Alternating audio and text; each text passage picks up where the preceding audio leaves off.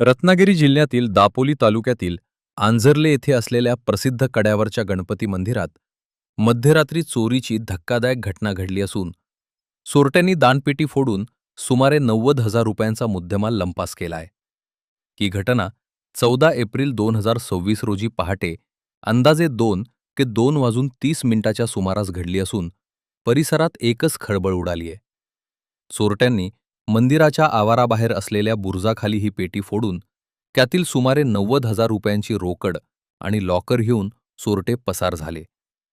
या घटनेमुळे आंझर्ले परिसरात संतापाची लाट असून देवस्थानच्या सुरक्षिततेचा प्रश्न ऐरणीवर आलाय.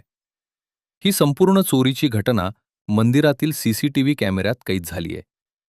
14 एप्रिल रोजी पहाटे 2:20 सुमारास 4 अनोळखी व्यक्तींनी तोंडाला मास्क आणि डोक्याला कानटोपी लावून मंदिरात प्रवेश केला.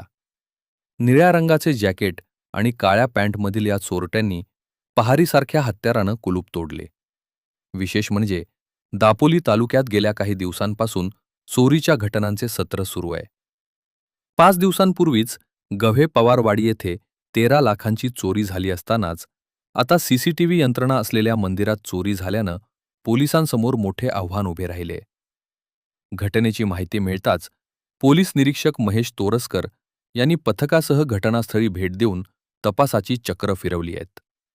आरोपींनी मास्क लावले असले तरी तांत्रिक पुराव्यांच्या आधारे त्यांचा शोध घेतला जात असून लवकरच त्यांना जेरबंद करण्यात येईल असा विश्वास पोलिसांनी व्यक्त केलाय. पुढील तपास पोलीस उपनिरीक्षक पाटील करत आहेत.